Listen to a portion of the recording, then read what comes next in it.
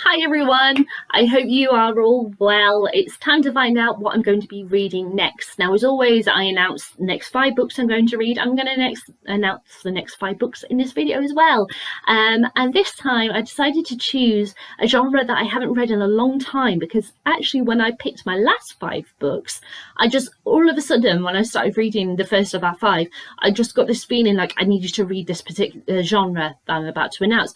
And so I've had to wait while I've gotten through the 5 books, but I feel like I really need to read this genre now. It's been one that I haven't read in a long time, but you know, if you need to read it, you need to read it. And my theme is women through history. So that's right, I'm reading non-fiction for the next 5 books, and these are 5 books that I'm really excited about reading. And the first one is The Five by Hallie Rubenhold. This is one of the books that I got in my 2019 Christmas haul. One of the last books I bought, because I've for 2020 not bought any books as part of my challenge. And this actually tells the stories of the 5 women who were murdered by Jack the Ripper.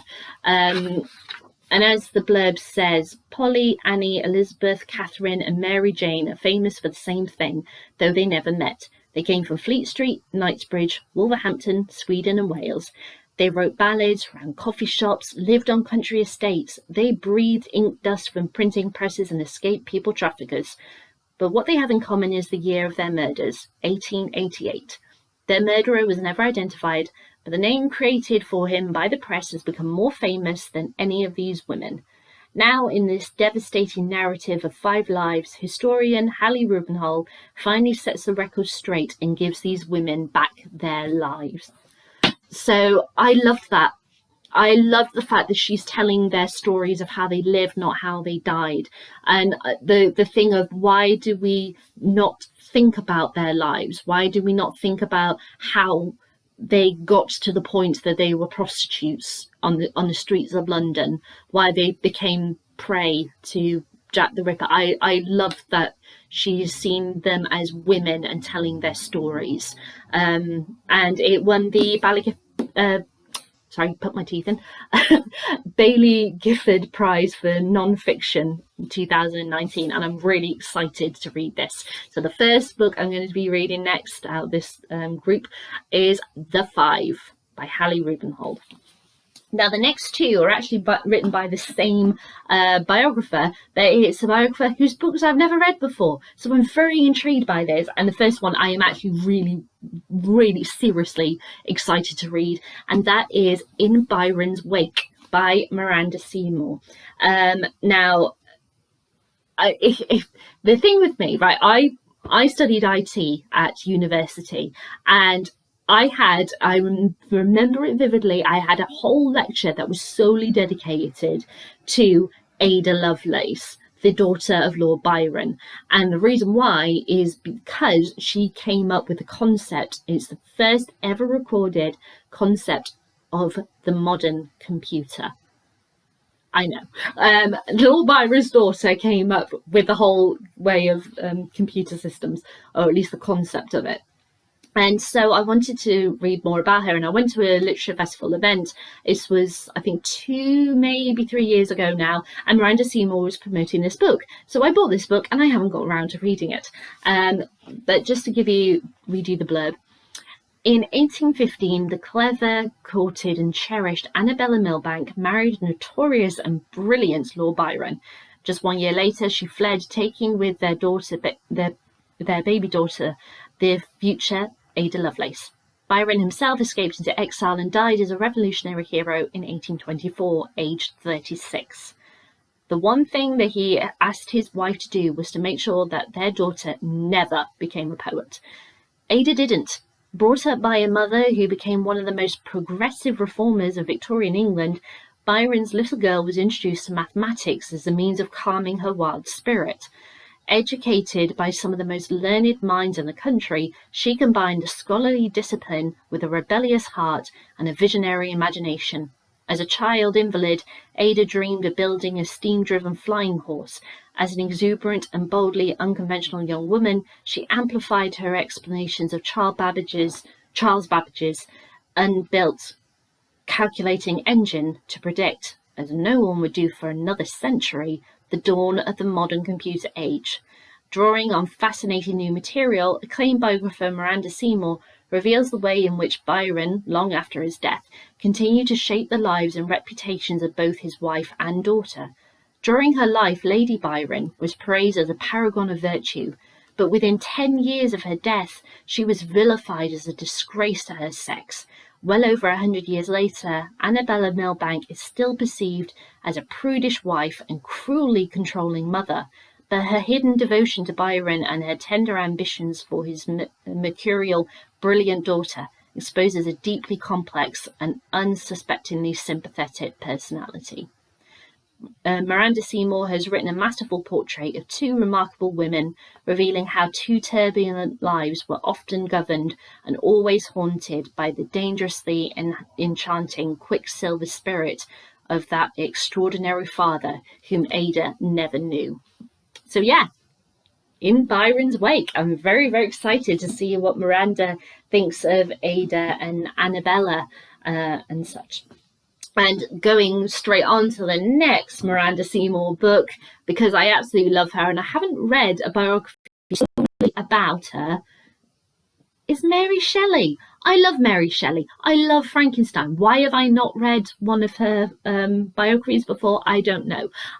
I did read, just to clarify, Daisy Hayes' book, The Young Romantics, in which Mary is a key player, but she's one of many key players, and that book is all about the circumstances that brought the various people together to Geneva for the holiday where Frankenstein was written. So she is a player, but she's not the sole player, whereas she is a sole player.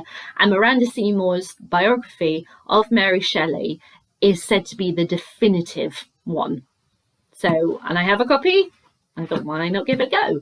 So, Miranda Shelley, beautiful, passionate, brilliant, and only 18, created in Frankenstein a monster so terrible that he has haunted imaginations for 200 years.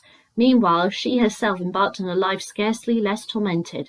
From Mary's childhood to her tempestuous relationship with Percy Shelley, Seymour brings to vivid life through unexplored and intriguing sources the brilliant mind that created Frankenstein. Flawed, brave, generous, and impetuous, Mary was a woman whose dark and brilliant imagination gave us a myth that seems even more potent in our era.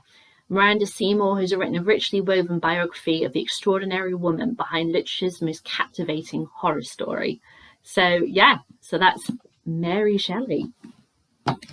Okay, and the next two are very different women, but I have these books on my shelf and I've been thinking, quite intrigued to pick them up, and I haven't. So now I'm reading about women in history. Let's go for it. And the first one is Sophia by Anita Anand. Now, I went to the Literature Festival event, shall I say, for this book I think it was about 4, maybe 5 years ago now. And basically, Anita wrote this book because she saw a picture of a suffragette who was Indian, and she'd never seen any images or any video footage of suffragettes of colour, and she got so intrigued she had to learn more about Sophia, and she kind of fell down the rabbit hole, and she wrote this book. And this is actually like the first book written about Sophia, which is so crazy when you hear her story. So it says, in 1876, Sophia Dulep Singh was born into Indian royalty. Daughter of the Maharaja Dilip Singh and goddaughter of Queen Victoria, she was raised as an aristocratic Englishwoman in wealth, fashion and favour. But when, in secret defiance of the British government, she travelled to India, she returned as a revolutionary. Bold and fearless, Sophia devoted herself to battling injustice and inequality. Her causes were to struggle for the Indian independence and, above all, the fight for female suffrage.